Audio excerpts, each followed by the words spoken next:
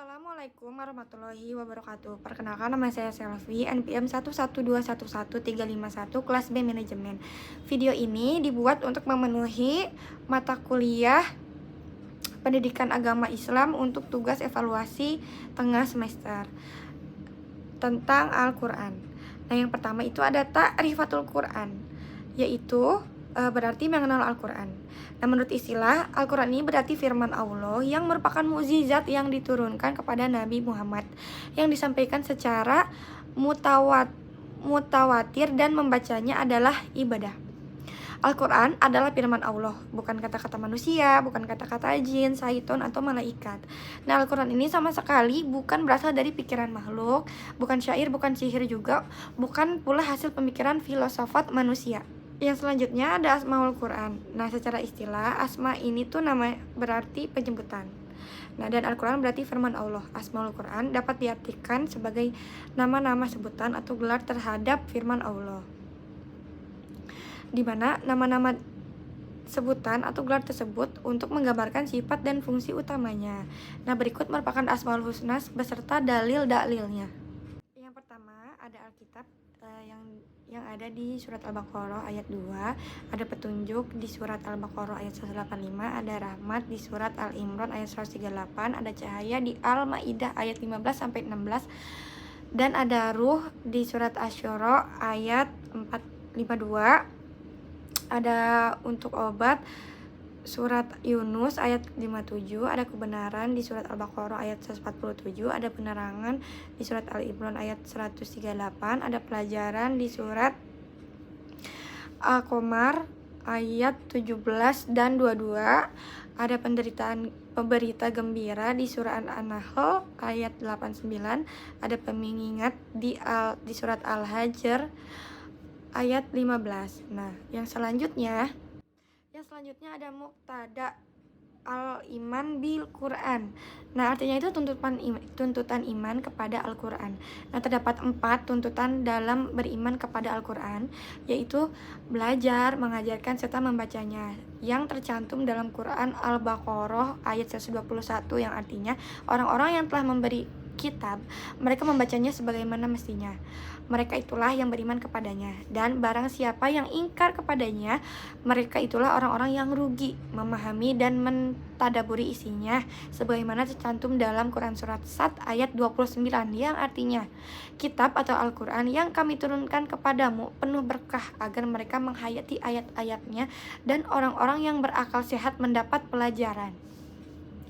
Melaksanakan atau mengamalkan perintah Allah yang tercantum di dalamnya, seperti larangan menyembah selain Allah, perintah untuk melaksanakan sholat, perintah berbakti kepada orang tua, dan lain sebagainya. Nah, menghafal dan memeliharanya.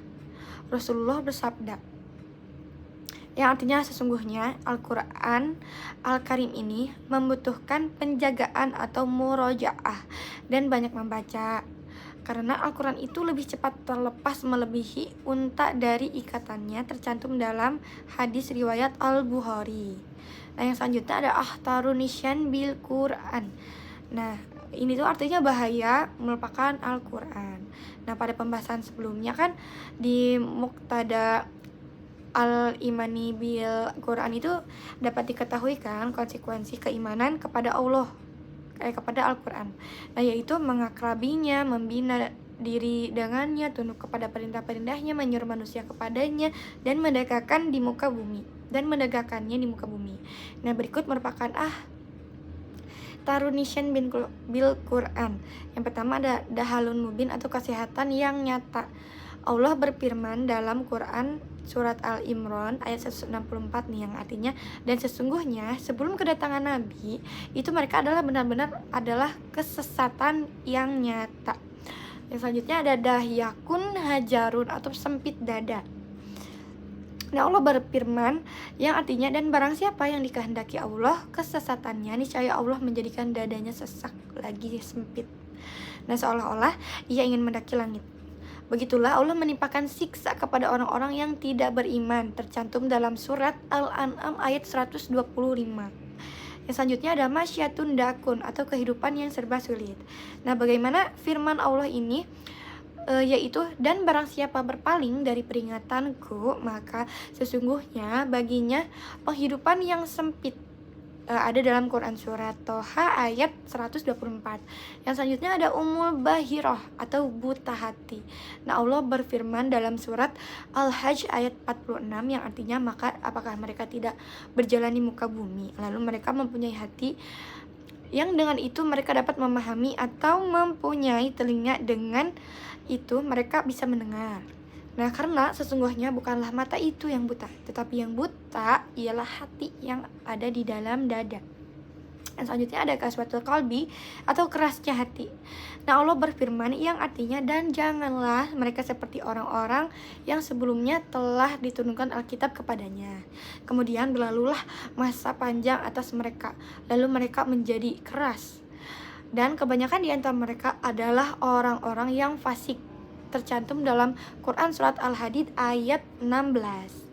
Nah, yang selanjutnya ada dahduhmun wa zuhlun atau kegelapan dan kehinaan. Nah, sebagaimana dijelaskan dalam surat At-Tolak ayat 11 nih yang artinya dan mengutus seseorang rasul yang membacakan kepadamu ayat-ayat Allah yang menerangkan bermacam-macam hukum supaya dia mengeluarkan orang-orang yang beriman dan beramal soleh dari kegelapan cahaya. Yang selanjutnya ada suhbatus syaiton atau menjadi sahabat setan. Nah, sebagaimana disebutkan oleh Allah dalam Quran surat Az-Zuhruf ayat 36 yang artinya nah barang siapa yang berpaling dari pengajaran Tuhan yang Maha Esa Pemurah atau Al-Quran, kami adakan baginya syaiton yang menyesatkan. Maka syaiton itulah yang menjadi teman yang selalu menyertainya. Yang selanjutnya ada nisyam atau lupa diri. Allah berfirman yang artinya dan janganlah kamu seperti orang-orang yang lupa kepada Allah. Lalu Allah menjadikan mereka lupa kepada diri mereka sendiri. Mereka itulah orang-orang yang fasik. Tercantum dalam surat Al-Hasyr ayat 19. Yang selanjutnya ada al-fuksu atau muncul kefasikan. Nah, Allah berfirman dalam Quran surat Al-An'am ayat 49 yang artinya dan orang-orang mendustakan ayat-ayat kami dan mereka ditimpa siksa disebabkan karena terlalu berbuat fasik. Yang selanjutnya ada anifa atau kemunafikan. Nah, Allah berfirman yang artinya mereka telah lupa kepada Allah. Maka Allah melupakan mereka. Nah, sesungguhnya orang-orang munafik itu adalah orang-orang yang fasik tercantum dalam surat At-Taubah ayat 67. Cukup sekian video dari saya. Mohon maaf bila banyak kesalahan. Wabillahi taufiq wal hidayah. Wassalamualaikum warahmatullahi wabarakatuh.